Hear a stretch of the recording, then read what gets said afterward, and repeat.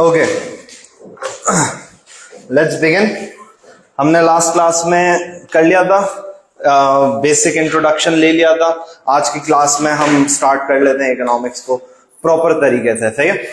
VIP आ रहा हूं शाहरुख खान जैसा। अबे इधर देख के बता ना। सही है? तो लेट्स बिगिन। सही है? जो लोग ऑनलाइन है वो लोग चैट पे क्वेश्चंस पूछ लेंगे, फिर आई चेक। सही है? आप लोग इधर देख लो, आप लोग को इधर देखने की जरूरत नहीं है, डिस्ट्रैक्शन है, I know. Open up your registers. जो नोटबुक मैंने आपको दी है, नोटबुक मैंने आपको जो दी है वो खोलो। पहला टॉपिक आएगा आपके पास। क्या आ रहा है आपके पास टॉपिक? Basic economic problem. ये मॉर्निंग वालों को नहीं देनी है। सही है? बेसिक इकोनॉमिक प्रॉब्लम लिखें। बेसिक इकोनॉमिक प्रॉब्लम में लिखें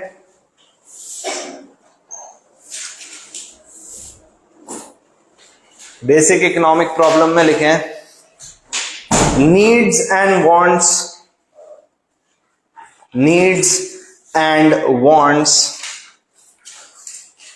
are unlimited. Needs and wants are unlimited and resources are limited. Needs and wants are unlimited and resources are limited. देखें, हम इकोनॉमिक्स पढ़ क्यों रहे हैं? हम इकोनॉमिक्स पढ़ इसलिए रहे हैं, इकोनॉमिक्स का जो कोर एस्पेक्ट है वो ये है कि कोई भी आप मरहले में आ जाएं, आपके पास एक चीज लिमिटेड होगी और एक चीज अनलिमिटेड होगी। Whether you consider this from the perspective of your self और एन इकोनॉमी। मिसाल के तौर पे मेरी तनख्वाह कितनी है?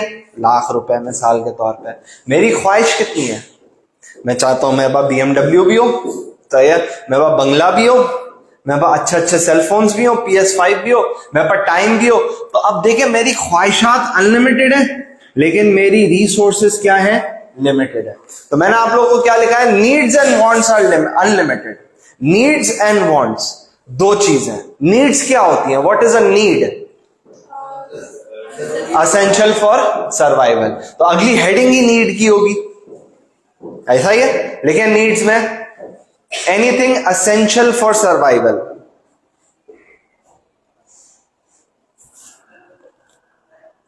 Anything essential for survival. For example, आप लोग मुझे एग्जाम्पल देके बताएं क्या होगी। What can be a need? Food, water, shelter. अच्छा, अब मैं कुछ आपके सामने मिसाल ले लेता हूं। Is clothes my need? Is it essential for survival? अगर कपड़े नहीं पहनूंगा तो क्या मर जाऊंगा? शर्म के मारे जरूर मर जाऊंगा, लेकिन सांस फिर भी आती रहेगी। लेकिन अगर मैं मरी में रहता हूं और वहां पे मैं मोटे कपड़े ना पहनूं तो क्या मैं मर जाऊंगा? वहां पे जैकेट्स वगैरह मेरे लिए क्या हो गए? नीड हो गई। क्या मैं मैकडॉनल्ड्स का बर्गर या KFC का जिंगर ना खाऊं तो मर जाऊंगा? नहीं। लेकिन अगर मैं बेसिक खाना भी ना खाऊं तो मैं मर जाऊंगा। तो नीड क्या हुआ? बेसिक खाना। पानी, एक्वाफीना का पानी नीड है? नहीं, बेसिक पानी नीड है। फिर आप जितना लग्जरी में जाते रहोगे वो नीड नहीं रहेगा। आगे भी बात समझना। सही है? तो बेसिकली जो नीड है, सबसे असेंशियल जो नीड है वो क्या है? हवा, ऑक्सीजन,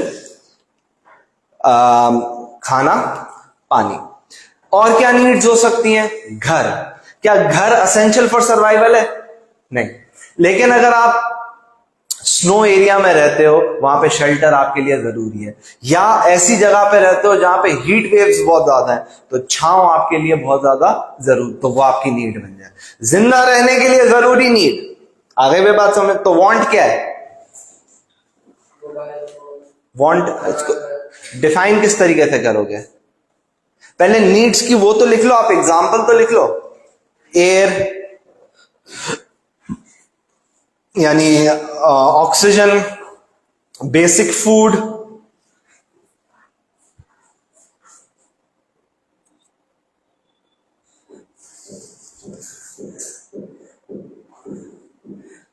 जो ऑनलाइन है they can hear me clearly?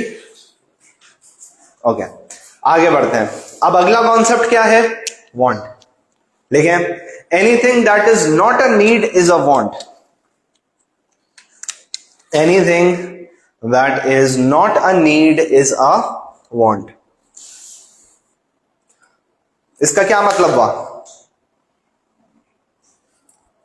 इसका क्या मतलब हुआ?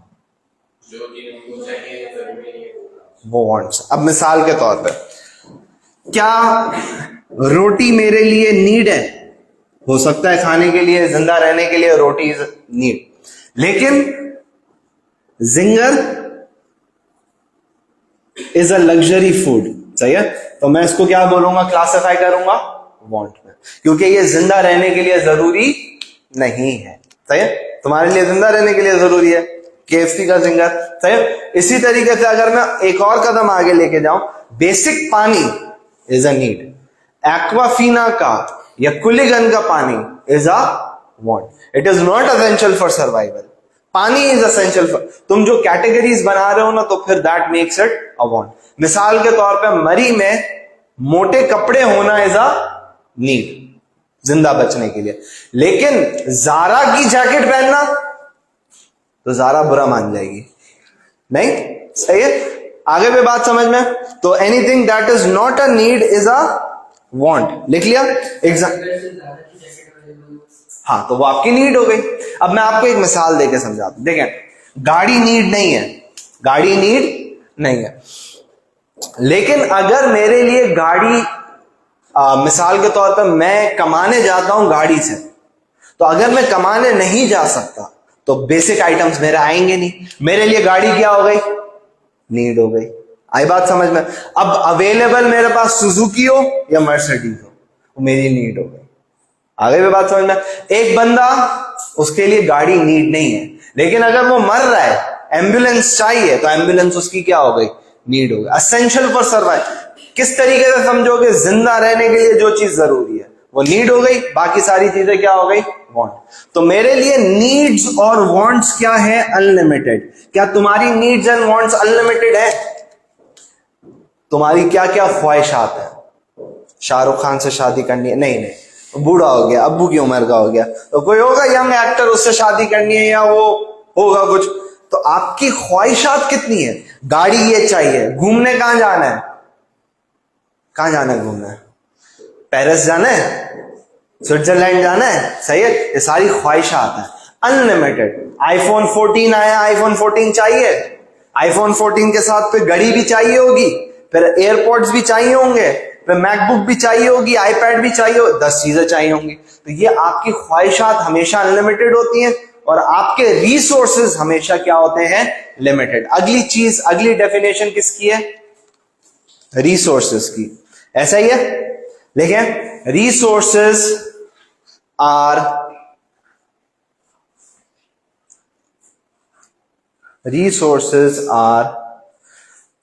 used to produce goods and services. Resources are used to produce goods and services. They are also known as factors of production. They are also known as factors of production.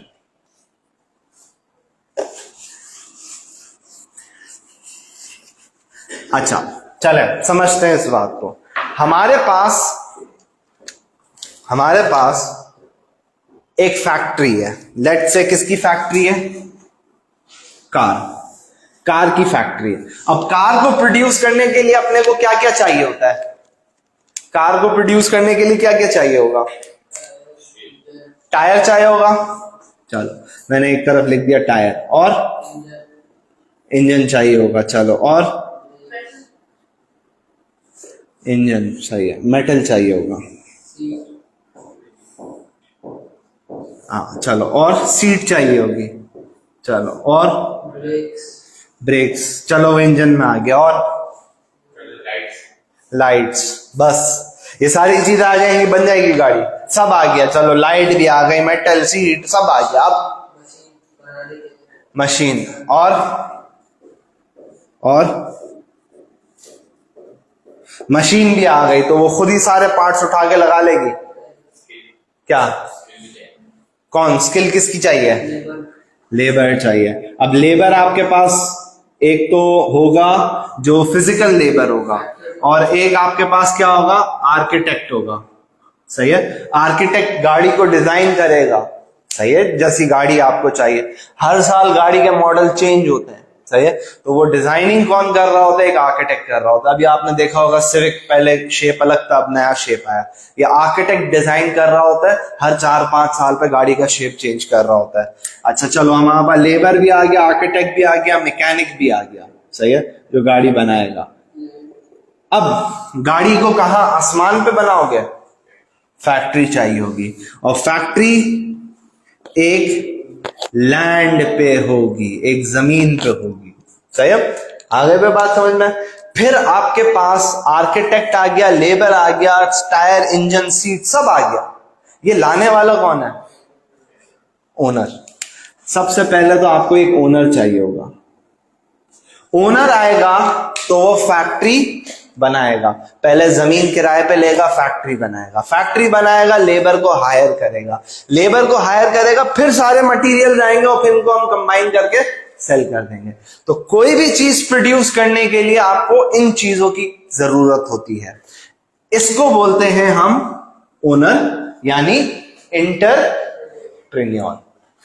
इसको हम बोलते हैं land, सही है।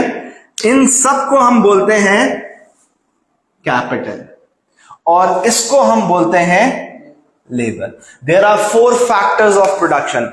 अब मैं आपसे बोलूं रिसोर्स, तो आपके दिमाग में घंटी बजनी चाहिए। Resource is what? Factors of production.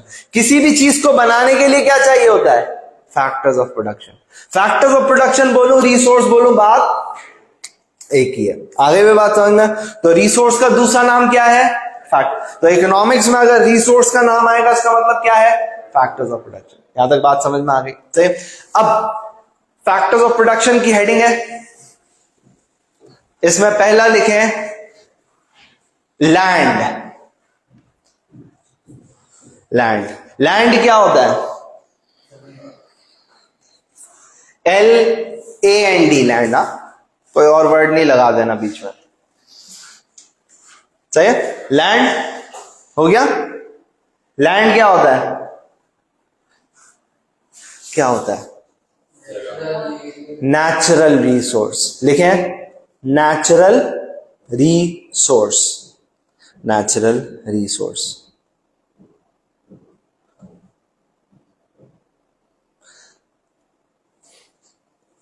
For example लिखें, for example premises. For example premises. अच्छा, अब गौर से सुनिएगा। मेरा दूध का काम है। दूध का काम है। दूध कहां से आता है? भैंस से आता है, सही है। भैंस कहां पे होगी? बाड़े में होगी, सही है। मंडी लगी, मैंने भैंस खरीदी, भैंस को मैंने मिल्क किया, मेरे पास दूध आया और मैंने दूध को सेल किया। मेरा लैंड क्या है? मेरा लैंड क्या है? जिस जगह पे भैंस है उसको हम बोलते हैं डेयरी फार्म। क्या बोलते हैं? Dairy farm. नेचुरल रिसोर्स है, नेचुरली वो जमीन बनी थी जी। दूसरा, भैंस, the buffalo is also my land, क्योंकि डेफिनेशन क्या लिखवाई है? Natural resource. अब मैं मिसाल के तौर पे पेपर प्रोड्यूस करता हूं, तो पेपर किससे प्रोड्यूस होता है? ट्री। ट्री मेरा क्या हो गया? मेरा एक ट्री मेरा लैंड हो गया, सही। मेरा एक रेस्टोरेंट है। रेस्टोरेंट में मैं क्या प्रोड्यूस करता हूं? मछली। मस्त तेल में फ्राई करके पकाता हूं। अब मेरे लिए नेचुरल रिसोर्स क्या हो गया? Fish. Fish is a natural resource, सही है। Is oil a natural resource? Okay, we'll talk about that. Number 1, fish is my natural resource. Number 2, the premises at which my restaurant is also my natural resource. बच्चे land को क्या consider करते हैं? जमीन। गलत। Land क्या है? Natural resource. सही है। आपने प्रेमिसेस लिखा, प्रेमिसेस के बराबर में कॉमा बनाए और लिखे ट्री। तो एक और एग्जांपल हो गई ताकि आपको याद रहे कि ट्री भी लैंड है। दूसरा, लैंड के बाद क्या लिखेंगे? कैपिटल। कैपिटल कैपिटल में लिखें it is man made resources. It is man made resources.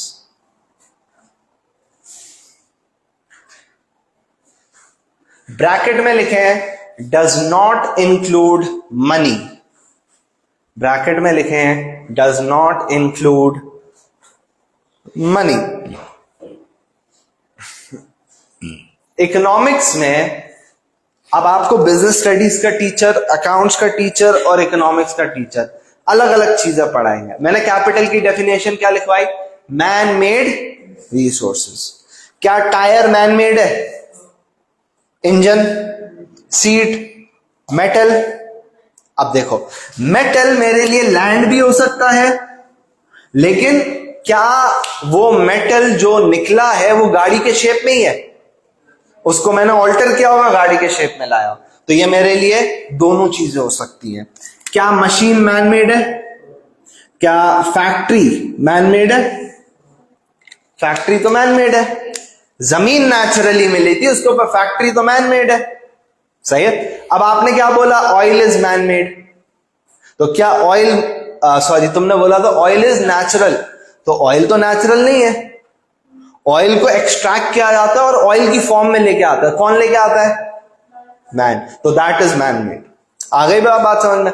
अब क्रूड ऑयल, क्रूड ऑयल क्या है? नेचुरल रिसोर्स है। क्रूड ऑयल से अपन रिफाइन करके क्या निकालते हैं? पेट्रोल। तो वो पेट्रोल क्या हो गया? मैन मेड हो गया। आ गई बात समझ में? सही। कोई इशू? पैसा इकोनॉमिक्स में कैपिटल, ये बच्चा भंड मारता है और एग्जामिनर क्वेश्चन पूछता है। एक एमसीक्यू आया था, which of the following is not a factor of production? Chair. क्या चेयर फैक्टर ऑफ प्रोडक्शन है? It's a man made resource. Number 2, AC. AC man made resource है। $10 बिल यानी 10 रुपए का नोट। 10 रुपए का नोट क्या है? कैपिटल नहीं है। सही है। अब तुम बोलोगे सर वो पैसा तो मैन ने बनाया, मैन मेड है। अब मेरी बात सुनो, गाड़ी बनाने के लिए क्या पैसा डायरेक्टली लगा था? नहीं। मेरे पास पैसा था, उस पैसे से मैंने फैक्ट्री बनाई, उस पैसे से मैंने लैंड, डायरेक्टली लैंड लग रहा है, डायरेक्टली फैक्ट्री लग रही है, डायरेक्टली मशीन लग रही है। पैसे से ये सारी चीजें खरीदी जा रही हैं। पैसा इकोनॉमिक्स में कैपिटल नहीं होता, नहीं होता, नहीं होता। बिजनेस का टीचर बोलेगा होता है, तो तुम बोलना तुम्हारे सब्जेक्ट में होता होगा, इकोनॉमिक्स में नहीं होता। अकाउंट्स का टीचर बोलेगा कैपिटल का मतलब ही पैसा है, तो तुम बोलना आपके सब्जेक्ट में होता होगा, इकोनॉमिक्स में नहीं होता। ये बड़ा इंपॉर्टेंट आपको डिस्टिंग्विश करना होता है कि कैपिटल में पैसा नहीं आता। अब यहां पे बच्चे सवाल पूछते हैं सर क्यों नहीं आता? तो जवाब मैं क्या देता हूं? Resources are used to produce goods and services. क्या पैसा is used directly in producing a good और अ सर्विस? नहीं। पैसे से आप कुछ लोगे फिर वो बनाएगा। तो जो चीज है वो या तो लैंड है, लेबर है, कैपिटल है या एंटरप्रेन्योर है। आगे भी बात समझना। अब मैं आपको एक मिसाल देता हूं, उसमें सिर्फ उस केस में क्या होगा, पैसा मैन मेड रिसोर्सेज के तौर पे काउंट होगा और कैपिटल होगा। अक्सर लोगों की शादी होती है, निकाह होता है या कोई भी ऐसा फंक्शन होता है तो उसको हार पहनाया जाता है। कभी कभी हार फूलों का होता है, कभी कभी हार नोटों का होता है। तो उस केस में अ bill, a note is directly used in the production, is it? सिर्फ उस केस में क्या होगा, क्या कंसिडर होगा? कैपिटल होगा। वैसे money is not a capital. आगे रीजन, रीजन क्या दी? रीजन क्या था? डायरेक्टली यूज नहीं होता। आगे पे बात समझ में? तो हो गया हमारे पास लैंड, लेबर। अच्छा, अगली हेडिंग डालें labour.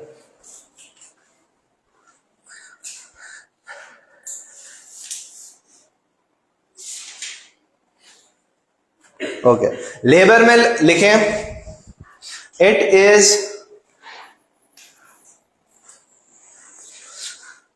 Human resource. It is human resource. अब ह्यूमन रिसोर्स बोले तो इंसानी एफर्ट। इंसानी एफर्ट कैन बी फिजिकल, मजदूर, it can be technical, skilful, mental, दिमाग का काम। आर्किटेक्ट का ज्यादा काम स्किलफुल है, टेक्निकल है। लेबर का काम ज्यादातर क्या है? फिजिकल। मैकेनिक का काम मिक्सचर है, टेक्निकल भी है और फिजिकल लेबर भी है। आगे भी बात समझना। अगला entrepreneur.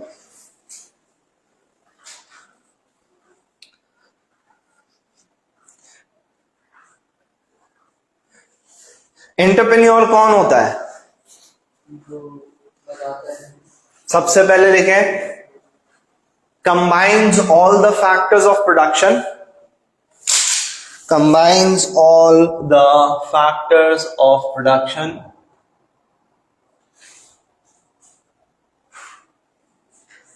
And takes the risk.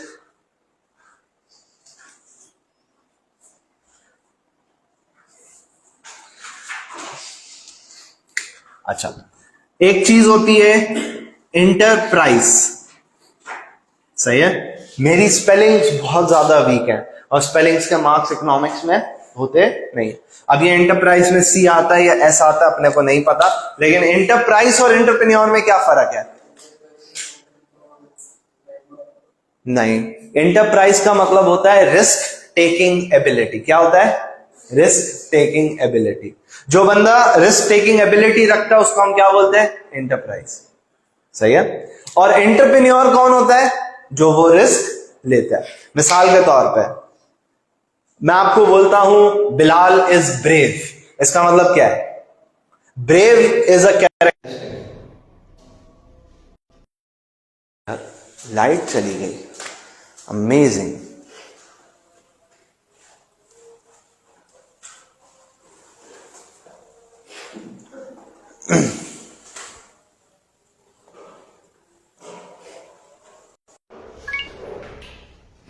अपने पास एसी नहीं चलेगा।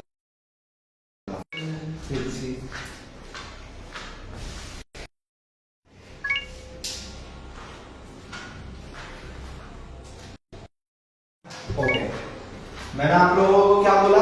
ब्रेव का मतलब क्या है?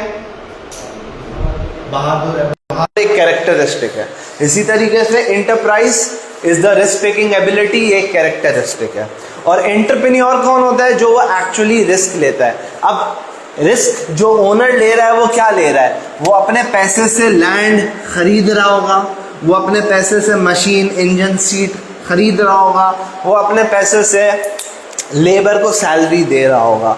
अगर माल बिका तो नफा मिलेगा और अगर माल नहीं बिका तो नुकसान। तो ये इसका रिस्क है। आगे भी बात समझना, सही। अगली हेडिंग क्या है? Rewards of factors of production. हमारे पास फैक्टर्स ऑफ प्रोडक्शन क्या हो गए? लैंड, लेबर, कैपिटल और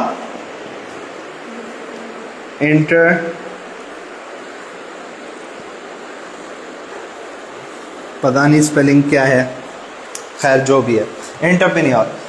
लैंड का रिवॉर्ड क्या होगा? लैंड के बदले में क्या दिया जाता है? इसके बदले में अगर मैं आपको लैंड दूंगा तो बदले में मैं क्या लूंगा? उस पैसे को क्या बोलते हैं? अगर खरीद नहीं रहे, मैं आपको बोल रहा हूं कि भाई मेरी जमीन है, इसको इस्तेमाल करो, तो बदले में आप मुझे क्या दोगे? रेंट। तो लैंड का रिवॉर्ड क्या होता है? रेंट। अगर मैं आपके पास एज अ लेबर काम करूंगा तो मुझे बदले में क्या मिलेगा? सैलरीज या वेजेस। कैपिटल, अगर मैं कैपिटल देता हूं, मैन मेड रिसोर्सेज देता हूं, तो बदले में मुझे क्या मिलेगा? इंटरेस्ट। मिसाल के तौर पे मैं आपको बोलता हूं कि ये मोबाइल है, मेरा मोबाइल इस्तेमाल कर, अभी लिखो नहीं, सही है, मेरा मोबाइल आप इस्तेमाल कर लो, मेरा मोबाइल आप इस्तेमाल कर लो 1 महीने के लिए। तो अगर मैं आपको मोबाइल 1 महीने के लिए इस्तेमाल करने के लिए दे रहा हूं, तो बदले में मैं आपसे क्या लूंगा? कुछ ना कुछ पैसा लूंगा। इकोनॉमिक्स उसको क्या बोलता है? इंटरेस्ट। और अगर मैं आपको अपनी जमीन दूंगा कि मेरी जमीन पे आप खेती बाड़ी करो, एग्रीकल्चर करो, तो उसके बदले में जो पैसा दिया जाएगा वो कैसे क्लासिफाई होगा? रेंट। और एंटरप्रेन्योर को क्या रिवॉर्ड मिलता है? प्रॉफिट। तो आपको ये कॉपी करना है। आपके पास अगली हेडिंग क्या है? Rewards of factors of production, सही है, rewards of factors of production. उसमें आप ये लैंड के बराबर में रेंट लिख दें, लेबर के बराबर में वेजेस लिख दें, कैपिटल के बराबर में इंटरेस्ट लिख दें, और एंटरप्रेन्योर के बराबर में प्रॉफिट। पीछे जगह दी भी है, पीछे जगह दी भी है।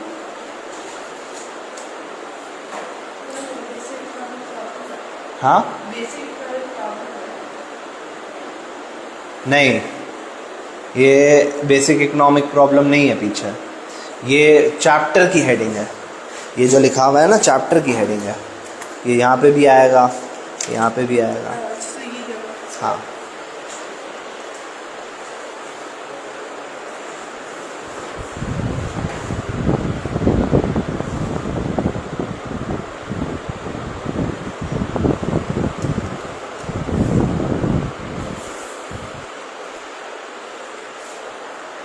ये कॉपी कर लें। These are the rewards of factors of production.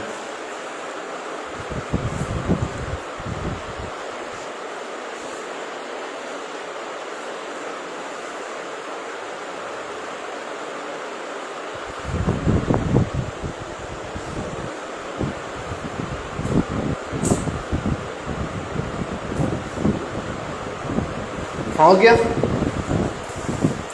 अब अगला कॉन्सेप्ट है फ्री गुड और इकोनॉमिक गुड। फ्री गुड क्या होता है? इकोनॉमिक्स में फ्री गुड किसको कहते हैं?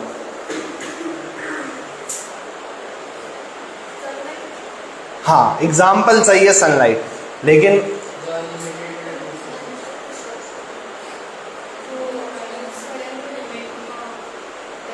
जबरदस्त। लेकिन फ्री गुड में that is produced without factors of production.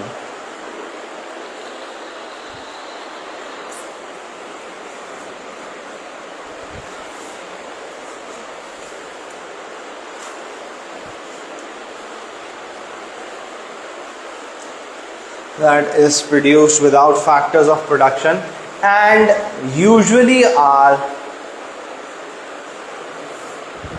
unlimited in supply. And usually are unlimited in supply.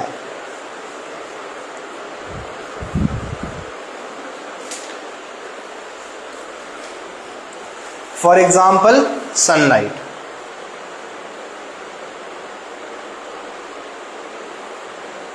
For example, sunlight. अब मिसाल आपके सामने आ गई है, इसको देख लेते हैं। देखें, कोई भी चीज़ विदाउट फैक्टर्स ऑफ प्रोडक्शन अगर प्रोड्यूस हो जाए तो उसको हम फ्री गुड कहते हैं। जैसे सनलाइट, सनलाइट बनाने के लिए फैक्टर्स ऑफ प्रोडक्शन की रिक्वायरमेंट नहीं होती। एक तरीके से देखा जाए तो ये एक नेचुरल रिसोर्स है और हम उसको क्लासिफाई करेंगे किसमें? लैंड में, सही है। लेकिन क्योंकि वो अनलिमिटेड इन सप्लाई होती है, that is why it is free good. मैं अगर आपसे बोलूं ओशन का पानी, अब आपको पता है, आपने पढ़ा हुआ होगा कि आपके दुनिया में 33% इज लैंड, 67% या 66% इज वाटर। अब ये जो वाटर है ये अनलिमिटेड इन सप्लाई, सही है, लेकिन and it is also known as a free good, सही है। ऑल्दो उसका कोई यूज है नहीं एज सच, लेकिन फिर भी वो क्लासिफाई होगा एज फ्री गुड। और इकोनॉमिक गुड्स कौन से होंगे फिर? जबरदस्त, लिखें। Economic goods are produced using factors of production.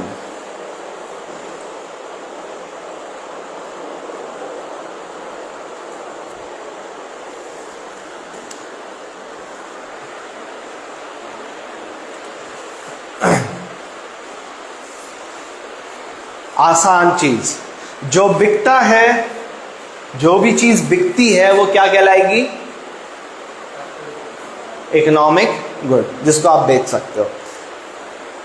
अब इकोनॉमिक्स के बेसिक प्रिंसिपल्स आपने समझ लिए कि दुनिया में रिसोर्सेज क्या होते हैं? लिमिटेड होते हैं, और नीड्स एंड वांट्स क्या होती हैं? अनलिमिटेड होती है। तो मेरा सवाल आप लोगों से सिंपल है, और इकोनॉमिक्स का भी सवाल आप लोगों से सिंपल है कि अगर आपके पास जेब में 1000 रुपए पड़े हुए हैं, सही है, जेब में कितने रुपए पड़े हुए हैं, और तुम्हारी ख्वाहिश है ताजमहल को भी खरीदने की, तो तुम्हारे पास भी बेसिक इकोनॉमिक प्रॉब्लम आ चुकी है। तुम्हारी रिसोर्सेज 1000 रुपए है, लेकिन तुम्हारी ख्वाहिशात क्या है? बहुत ज़्यादा। अब तुम इसको हल कैसे करोगे? इसको हल कैसे करोगे? How would you solve this problem? This is what economic will teach us. In short, economics ये बोलेगा कि भाई अगर तेरे पास 1000 रुपए हैं और तेरी ख्वाहिशात इतनी ज़्यादा हैं, तो तू क्या कर? सिर्फ उन चीज़ों को फोकस कर जो तेरे लिए सबसे ज़्यादा क्या है? ज़रूरी है। अभी अगर मैं इसको एक मुल्क के तौर पे ले लूँ, पाकिस्तान की ख्वाहिशात क्या है? कि भाई कर्जा ख़त्म हो जाए, हमारे पास ज़्यादा से ज़्यादा डॉलर आए, लेकिन हमारे पास रिसोर्सेज क्या है? लिमिटेड है। हमारे पास लेबर तो बेतहाशा है, क्योंकि पाकिस्तानियों का मन पसंदीदा मशगला क्या है? आबादी बढ़ाना। तो आप देखें आबादी कितनी ज़्यादा है पाकिस्तान की, लेकिन कोई चीज़ प्रोड्यूस होती है पाकिस्तान में? बहुत कम चीज़ें प्रोड्यूस होती है। तो गवर्नमेंट फिर इस तरीके से पॉलिसीज़ बनाते हैं कि किसी तरीके से हमारे मुल्क में प्रोडक्शन क्या हो? ज़्यादा हो। अब एक ज़मीन है गवर्नमेंट के पास, ये बड़ी मेरी हटती है, खैर मैं उसी के पास रहता हूँ, फिर भी मेरी हटती है। आपने केएमसी स्पोर्ट्स कॉम्प्लेक्स देखा है? सही है। केएमसी स्पोर्ट्स कॉम्प्लेक्स में जब हम छोटे छोटे थे ना, वहाँ पे एक बहुत बड़ा पार्क था, एक मिट्टी का पार्क था। आप समझ लें इतना बड़ा पार्क होगा, और यहाँ पे एक बास्केटबॉल कोर्ट हुआ करता था, सही है। और बास्केटबॉल कोर्ट पे भी मैंने खेला है, मैंने क्रिकेट, यहाँ पे वो मिट्टी का ग्राउंड था, तो क्रिकेट भी खेली है, फुटबॉल भी खेली है, बहुत टाइम गुजारा है। उन लोगों ने बोला, हमारे जो हुकूमत है उसने बोला कि इस ज़मीन को यूटिलाइज करते हैं, कहीं ना कहीं यूज़ करते हैं। तो उन लोगों ने क्या किया, इस पूरे ग्राउंड को तोड़ दिया और यहाँ पे एक हॉकी का स्टेडियम बना दिया, सही है, हॉकी का स्टेडियम बना दिया। अब आपके पास ज़मीन तो लिमिटेड है, अब इसके काम कितने हो सकते थे? हॉकी का स्टेडियम भी बन सकता था। अब हॉकी का स्टेडियम आपको कितने पैसे कमा के दे रहा है? बहुत कम। मैं होता ना, मैं यहाँ पे बनाता पार्किंग प्लाजा, और पार्किंग प्लाजा बनाने की वजह क्या थी? क्योंकि इस एरिया के इस तरफ भी शोरूम्स हैं और इस एरिया के इस तरफ भी शोरूम्स हैं, और हमारे मुल्क में जो शोरूम का ओनर होता है वो क्या करता है? बोलता है ये दुकान मेरी है, दुकान के बाहर के रोड मेरे अब्बू की है, तो वो अपनी गाड़ियां का बीच में पार्क कर देते हैं, जिसकी वजह से ट्रैफिक क्या हो जाता है? इस वजह से आप देख ले होंगे कि फोर्क लिफ्टर घूम रहे होते हैं, वो गाड़ी उठा के फुटपाथ पर रख जाते हैं। तो मैं उनको बोलता कि ये पार्किंग प्लाजा मैंने आपके लिए बनाया है। अगर मैं 5 स्टोरी बड़ा पार्किंग प्लाजा बनाता और मैं 1000 गाड़ियों को भी अकोमोडेट कर देता, फिर मैं शोरूम वालों के पास जाता और बोलता अब अगर तुम्हारी गाड़ी बीच में मुझे दिखी रोड के, 10,000 रुपये का चालान करूँगा। वो बोलेंगे हम गाड़ी लेके कहाँ जाएं? मैं उनको क्या बोलूँगा? ये पार्किंग प्लाजा बनाया तुम्हारे लिए। अगर मैं हर गाड़ी का 1000 रुपये भी लेता हूँ पूरे महीने का, जो कि बहुत कम है, तो मेरे पास कितना बन गया? 1,000,000,000, 3 जीरो इसके 3 जीरो उसके, कितना हो गया ये? 1 मिलियन रुपीस। महीने के मैंने कितने कमा लिए? 10 लाख रुपये। और 1000 रुपये तो होता भी नहीं है, 2000 या 3000 दिन के 100 रुपये तो रखता गाड़ी की पार्किंग के। शोरूम वाले ये 1000 गाड़ियों की पार्किंग स्पेसेस खरीद लेते हैं, और क्या होगा? महीने के मैं 1 मिलियन से लेके 3 मिलियन रुपीस तक कमा रहा होता। उससे होता क्या, वहां पे मैं एम्प्लॉयमेंट भी जनरेट करता, आसपास का ट्रैफिक भी क्या हो जाता, कंट्रोल हो जाता। अब बात यही है ना कि रिसोर्सेज लिमिटेड है। हॉकी का स्टेडियम भी बनाना है, पार्किंग प्लाजा भी बनाना है, बन एक ही चीज सकती है। हो सकता है स्कूल भी बनाना हो सकता है हॉस्पिटल भी बनाना हो, तो जमीन एक ही है लेकिन ख्वाहिशात बहुत है। आगे बात था, जब भी ऐसी सिचुएशन अराइज होगी कि एक ही चीज है लेकिन ख्वाहिशात बहुत है, तो फिर आपको क्या करना पड़ेगा, चूज करना पड़ेगा कि आपने क्या करना है, चूज करना पड़ेगा। तो गवर्नमेंट ने क्या चूज किया कि वो क्या बनाएगी, हॉकी का स्टेडियम। बाकी सारी चीजें फिर बन नहीं सकती। चलो, बोरिंग लग रहा है तो आप लोगों के लिए एक अच्छी मिसाल लेके आता हूं। लेट से एक खातून है अनम, अनम के पास रिश्ता आया अब्दुल्ला का, बिलाल का, रजा का, अहमद का। तो अब जिसको वो चूज, अब ख्वाहिश तो बहुत है अनम की, लेकिन वो चूज किसी एक को कर सकती है फॉर शादी। आगे भी बात समझ में, बाकी सारे क्या हो जाएंगे, reject. So whenever there is a resource you will have to choose. Bilal Bashir economics पढ़ाते हैं, क्या बिजनेस नहीं पढ़ा सकते हैं? बिजनेस भी पढ़ा सकते हैं। क्या अकाउंटिंग नहीं पढ़ा सकते हैं? अकाउंटिंग भी पढ़ा सकते हैं। लेकिन मैंने क्या किया हुआ है, चूज किया है कि भाई मैं सिर्फ इकोनॉमिक्स पढ़ाऊंगा। तो जब भी रिसोर्सेज की बात की जाएगी उसके मल्टीपल यूजेस होते हैं, and therefore you will have to choose. आगे भी बात समझना सही है। अगली हेडिंग हमारे पास क्या है, प्रोडक्शन पॉसिबिलिटी कर्व। सही है, डेफिनेशन लिख लेते हैं, नेक्स्ट क्लास में इससे आगे बात करेंगे। प्रोडक्शन पॉसिबिलिटी कर्व में लिखें, प्रोडक्शन पॉसिबिलिटी कर्व में लिखें, it shows the combination of goods and services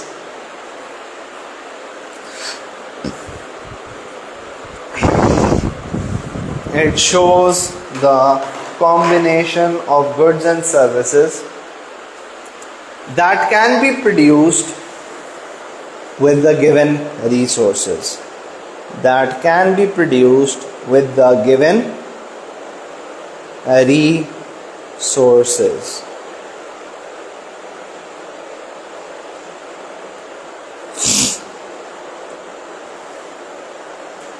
सही है। तो हम लोग क्लास को यहाँ तक रखते हैं, नेक्स्ट क्लास में फिर इसके आगे बात होगी। डन हो गया, सही है, समझ में आ गया। रिसोर्सेज की हमेशा हमें चॉइस करनी पड़ेगी कि उसको किस काम में अपने को इस्तेमाल करना है। डन हो गया।